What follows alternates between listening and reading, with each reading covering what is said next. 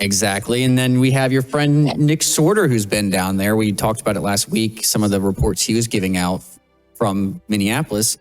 And he was attacked this week. And he shows videos of his Jeep. All the windows are broken. They had to storm off because people were surrounding their car, throwing stuff. And it looks like he's showing here in this video that they were using frozen water bottles to break his windows, throw at his car. And I believe it was him and, is it Cam Higbee?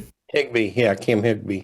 Who were together in the Jeep and were able to storm off. So it isn't slowing down, it seems. Yeah, I mean, I was just looking here to see our National Field Director, Chad Caton, has been out and about in Ohio showing how you have the same Somali fraud happening there. And as we've talked about before, I mean, I think it's in every state in the country, it seems like by now. Yeah. What is this that we're doing, bringing Somalians into this country to take us over? I mean, it's absolutely freaking crazy. I saw a post. This is from, I think, what's his name? Hold on, sorry. It's, slow. Oh, it's just C3 is the person on X. They say, are you sitting down? California NGOs, $213,600 billion a year. New York NGOs, about $132,445 billion a year. Minnesota NGOs, $41,124 billion a year. New Jersey, $56,113 billion.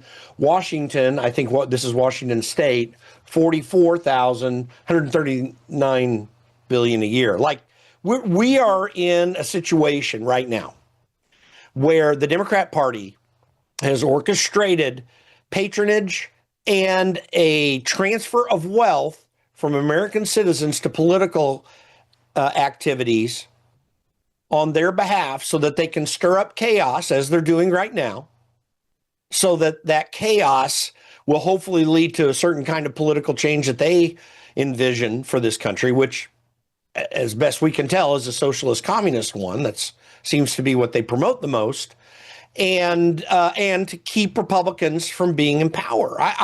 We are already on the back end with Donald Trump's election of a tell me the conspiracy theory that hasn't yet been proven. Well, the ones that haven't yet been completely proven, although they are being proven right now, is this NGO scam that's taking place, a transfer of money into political actors who turn it around to help in elections. And then the 2020 election is popping back up. I mean, it's a very serious discussion, what really did happen with 2020. All the things that I know that Worldview Tube has been pointing out over the years, that I've talked about over the years. I've had more skepticism about the degree to which Dominion was involved, but I've always remained open-minded and made it very clear that when elected officials, like in the Tina Peters case, will not allow the machines to be verified, then that's an indication that there's a better than 50% chance something crooked's going on. And I think something crooked's going on.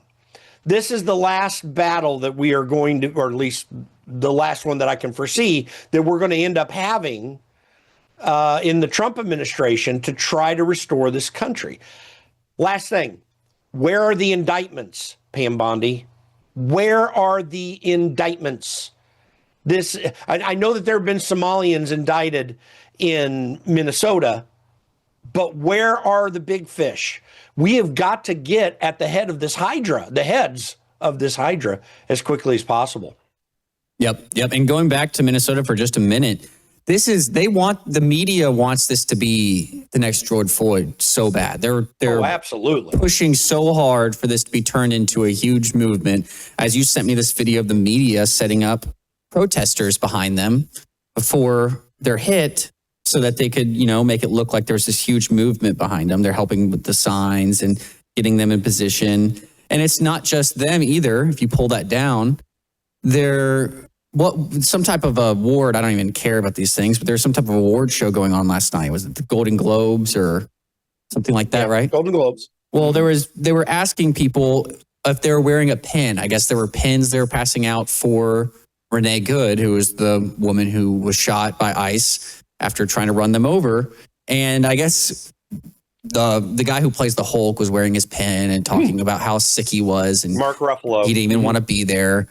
And they asked Bill Maher about wearing the pin. They're trying to guilt him, it seems, into wearing a pin. And he said, "Why do I need to?" Let's listen to what he had to say. They asked him. The media asked him while he was there.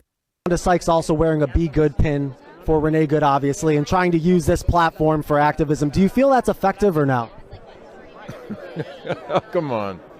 We're just here for show business today. It was a terrible thing that happened, and it shouldn't have happened. And if they didn't act like such thugs, it wouldn't have had to happen. But I don't need to wear a pin about it. Sykes also wearing a Be Good. Well, at least he's not, caving to them and putting on a pin, but they're really pushing. They want this to be a movement and rile up the protesters, and they want chaos. That's the design. Mm-hmm. And do not forget that the funding for the protests that are going on, that there is funding, I should say, behind the protests that are going on. There are certainly some people who are coming in to join in on the protests who aren't being paid, but there is a core of paid protesters who stir these things up. When no one will show up, they're there, they're getting paid. We're seeing that documented all over the place. I mean, all you got to do is spend a little bit of time on X, and you're going to find many examples of people not wanting to admit that they're paid, but excellent research being done showing that they're absolutely being paid. And a lot of this money, as we've said before, is coming from Noel Singham in China. He's sitting in China. He's an American citizen, but he's sitting in China, wiring money over to the activists so they can create chaos. This is a conspiracy. It's a conspiracy of chaos. You notice we don't talk about January 6th much anymore. Except on January 6th, and that barely got through. Well, why is that? Because the American people, they know by now. January 6th was a demonstration of patriots, some of whom, a very small number of whom, in the crowd that was there, acted stupidly. And some of them, and many of them got thrown into jail who weren't acting stupidly. They just happened to be around because they wanted them to make an example of them. That is a conspiracy to create the impression of an insurrection taking place. This is overall a conspiracy of insurrection against the sitting president the second time around. This one isn't as effective as the Russia hoax and what was going on in Trump's first administration, in part because Donald Trump has picked an excellent cabinet. He has excellent people that he's chosen in key positions, and they are loyal to him and working with him and very competent and capable in their own right, except I'm still wondering that about Pam Bondi and Kash Patel. But with the exception of those two, who aren't doing horrible, they're just not doing very well, this has been effective. And they cannot do as much this time as they wanted to do last time and almost did. But it still is a major annoyance. And thank you, Donald Trump, for hanging in there so effectively with people who are just helping you do this. I think we have hope for our country in spite of this problem that we're seeing. But make no bones about it. It's intended to foment insurrectionist activity, to take down a sitting president, and to destroy political opponents. There's nothing less than that. It's very third world dictator stuff. That's all this is. Yep. Well, moving on, as we've discussed many times, the UK has just totally lost free speech. They're coming after people for social media posts. And then there's a clip of Keir Starmer that came out last week of him talking about X, because now there's reports that they're considering banning X in the UK. But here's what Keir Starmer had to say. Disgraceful. It's disgusting. And it's not to be tolerated. X has got to get a grip of this. And Ofcom have full support to take action in relation to this. This is wrong. It's unlawful. We're not going to tolerate it. I've asked for all options to be on the table. It's disgusting. And X need to get their act together, and we will take action on this because it's simply not tolerable. It's disgraceful. It's disgusting. So do you know what he's talking about? Are you aware, Logan, of what he's talking about? I'm not the context exactly. There were some AI generated images of sexual content that got out on X. And I didn't hear this thing from Keir Starmer until after I saw the action that Elon Musk immediately took to shut that problem down. They shut some things off in Grok that people were utilizing to put that content up, and Grok immediately, XAI immediately took action, stopped the process that allowed for it. And then it was some days later, I see Keir Starmer's statement. Keir Starmer, and one other thing to add, X is not the only platform where these sorts of things can happen. They do happen. This is part of the whole reason for what we call Section 230 here in the United States, which is a section of the Online Indecency Act that gives platforms the ability to not be prosecuted for some of the bad behavior of people that are on their platform. And from all indications, X took appropriate action to deal with this problem, immediately dealt with it. But Keir Starmer's using it not because there is this immoral behavior on the part of Elon Musk and X to propagate this dangerous material. And it is dangerous. Every bit of pornography is dangerous. And it may seem like a benign danger in the sense that you've just got someone that wants to look at this stuff. And it can be an extreme danger if it goes to the point of child porn and some other really nefarious things. But every platform has to deal with this, and they all have policies to do it or not to do it. Facebook has some of the worst policies of this in the past, some of the most horrible behavior, and you don't see Keir Starmer going after them. The reason he is, and the reason Europe, it's not just Keir Starmer, Europe-wide, the EU is also looking at this and wanting to have a consortium of countries that shut down X. You have the UK and Australia working together right now to jointly take X down. But this is all about free speech. It's not about some pornographic material that got up, which X dealt with. They want to use it as an excuse to take down X. They are, by the way, there was a person in the UK recently who was sent to jail. They were jailed because the government said that they falsely characterized protests that were going on, conservative, mostly activist protests that hadn't turned violent. They said what they saw online, and the person was thrown in jail. This is a serious, serious issue that we're dealing with. If we do not stand the ground here, the rest of the world is going to overwhelm us. If we allow a Joe Biden or anyone like him to get back in office, you are going to see censorship like you've never seen it before. Just watch what's happening in England. It's coming to the United States. Yep. If there is a Democrat that is in the foreseeable future that ever becomes president again, just wait for it. We got a battle on our hands. Yep. Well, knowing the context, I guess the disgusting part of his statement is true, but I guarantee you he's using this because he's been wanting to ban X. He's been wanting an excuse to go after X because they allow free speech on the platform and they don't censor. X, yeah, that's exactly right. Yeah. X had already dealt with this before he ever made a statement about it.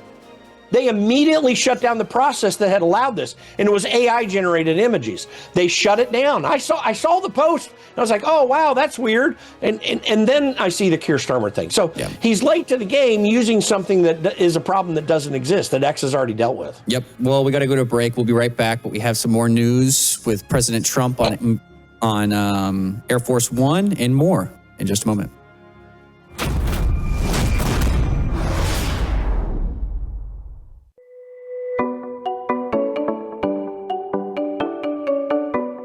Introducing the Sentry Wellness System, the ultimate under-sink water treatment solution designed with you in mind. Say goodbye to harmful toxins and hello to water enriched with essential nutrients like calcium and magnesium. Enjoy the benefits of increased pH for on-demand alkalinity, all from a zero-waste system that fits seamlessly into your home. Installation is a breeze, taking just 15 minutes, so you can have clean, healthy, great-tasting water straight from your tap. Perfect for apartments, homes, rentals, and even RVs. Elevate your hydration and well-being with the Sentry Wellness System because you deserve the best in every drop. Sentry H2O. Tap into wellness. You're watching Worldview 2, built on the 35 years of Worldview books, documentaries, research, high-profile interviews, and the radio and television broadcasts of Brannon House. All right, welcome back from the break. Jim, you sent me a video, one last thing on this UK free speech X topic. You sent me a clip of someone on media, one of the mainstream media platforms in the UK. I don't know who she is, but it seems like she's going after him pretty hard about this situation of X. Let's watch. How is it? Are you happy with Elon Musk? Are you an Elon Musk fan? You know why? You know why Elon Musk terrifies you, and you call it disinformation? Because it's speech you cannot control. That's it. You can't control. Although you're trying. Listen, with the online safety. You think he's a Democrat? You are trying. You think he believes in democracy? Do you believe in democracy? Well, obviously I do. But how do you believe? Did people vote for the digital ID? Did people vote for the online safety bill? No, you don't believe in democracy. You don't believe in Brexit. Elon Musk. You want it over. You think Elon Musk is not an elected official. I want the leader of this country to believe in democracy. Are you a fan of him? I'm a fan for anyone that protects free speech. Yes, I am a fan of him. He is a genius. Have you thought what he's brought to... I think he's an idiot. I think he doesn't understand... He's an idiot. I don't think he understands our political Someone who's system created SpaceX and Tesla is an idiot. Is an idiot. They keep blowing up. He's wiped millions off the share price of his own Labour company. cabinet member who's achieved... I think he's an absolute danger to himself and others. In what sense? I'll tell you what's a danger. Is a corrupt Labour Party. Is a corrupt Labour Party that's... Yes, because you're running a country. I'll tell you what's a danger. Is you trying to chip away our freedoms bit by bit with the online safety bill, the digital ID, under the guise of safety. I don't believe he actually thinks in democracy. You know, the problem is that the establishment used to control what we see and hear. Now we have X, and that terrifies people like you. It terrifies. No, he's not. You are the establishment. Your party is the establishment. And actually people are waking up to they've been lied to the whole time. And that terrifies your party. Yeah, I think the UK has more problems to worry about than an American that runs a tech company. I think they should be focusing on immigration and all types of other things before they worry about Elon Musk. Yeah, even worse, like there would be no free speech without Elon Musk. That is the threat that these Labour Party supporters bring about. By the way, Layla Cunningham is her name. She's a commentator in the UK. Her points are right on target. We are free in this country, potentially free legally, because we have the First Amendment. If we did not have the First Amendment, these discussions are the same that we've had here with people on the left, without a doubt. The same spirit is involved as that Labour Party activist whose name I wasn't able to find. But though those discussions are happening everywhere right now in the West, in the United States, because of the Bill of Rights and the First Amendment, you cannot legally suborn speech in this country. There will be efforts to do it, and political efforts can go across the line. But this gets back to, as well, everyone should see a video of Antonin Scalia when he's still alive. He was speaking in front of a commemorative constitutional hearing in the Senate. He was talking about, what makes America free. And he said, the United States is free not because of the Bill of Rights. There are a bunch of autocratic countries that have bills of rights. It's the Constitution that makes us free. And what we have to keep fighting for is the construct of the Constitution remaining strong so that our institutions are restrained by it. This is why what happened in Venezuela recently, the extraction of Maduro, is an important issue, because we do not want our presidents going to war constantly for political purposes and having to get an authorization from Congress to go to war is that sort of thing. Donald Trump pays attention to these things. He's restrained in this regard because he went after Maduro on an issue that was already settled law in this country very clearly, when George H.W. Bush had gone and extracted Manuel Noriega, who was under indictment in the United States, I think for drug trafficking.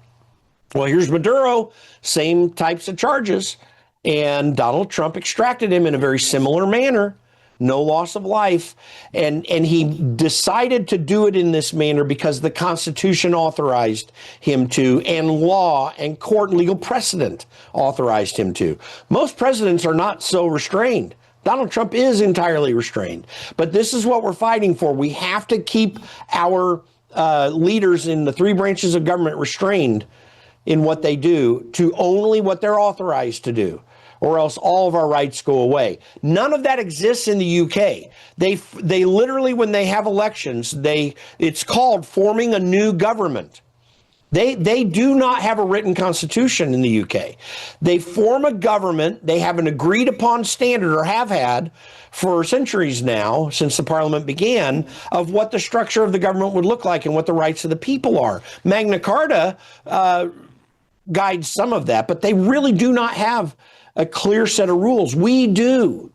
And if we can maintain these rules, or as Benjamin Franklin said, a republic, if you can keep it. If we can keep our republic, we can have freedom around the world and here as well. If not, we will lose it all. And it's going right down the path of that Labor Party person who just call you names and say how horrible you are, but has no objective reality to draw from and no actual rule to appeal to, whereas Layla Cunningham did, and her arguments were excellent. Not only logically consistent, but thoroughly thought through and investigated. Yep. Yeah, and it looks like them owning the media, just as in America, doesn't work, because I guess Keir Starmer's latest approval ratings are horrible, and close to 18%, some reports I'm seeing. So the people are not falling for it. Let me interject here and say this. The challenge historically for governments when they get out of hand is how effectively can the people rise up and change them. So, but the people are still affected, and they have an opinion, and they will express it, good or bad. Mm-hmm. So throughout history, governments change when the people decide they want to do something different.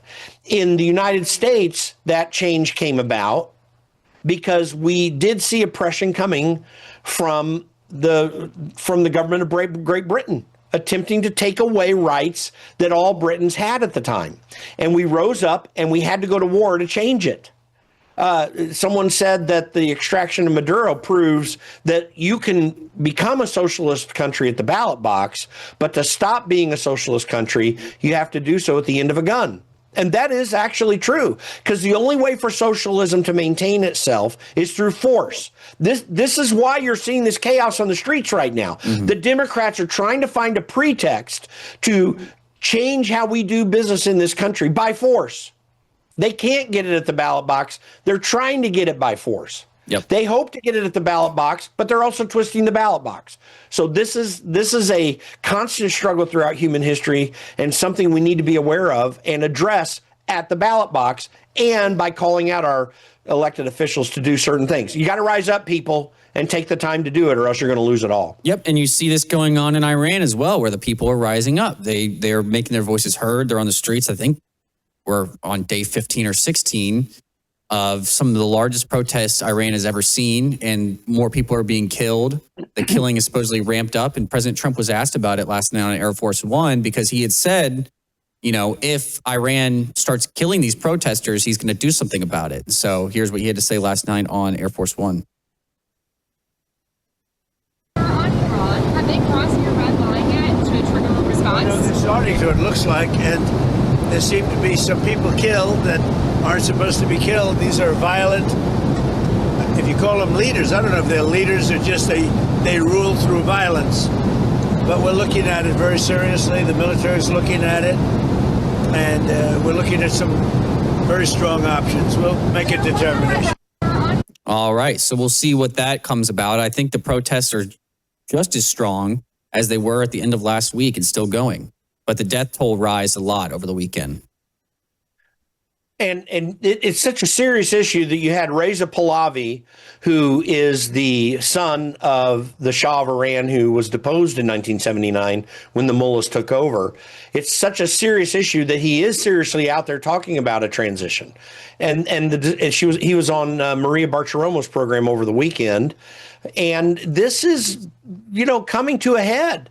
The only way that you can maintain freedom is to diligently work at it. This is why everyone should read Alexis de Tocqueville's Democracy in America. Yeah, it's a long book. You ought to just read it sometime. Find out what the United States was like in those early days. This was in the 1820s. I would really like to have that country back. It would be fantastic to have that back. We have to do it in the people. People in the church need to act like people in the church who follow Christ.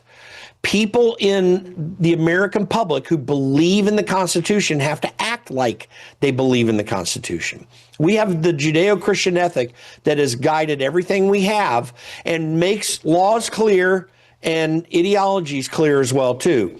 The left, who asserts moral responsibility, changes and shifts their rules all the time because all they want is power. They are not interested in objective truth. We have to assert objective truth strongly. By the way, I saw a video just recently. There was a reporter from CNN at one of the protests in Minneapolis. Some protester came to confront her. She said, "Oh, wait a minute, I'm from CNN," and he just walked away. Yeah. Now, why is that? Think about what that means.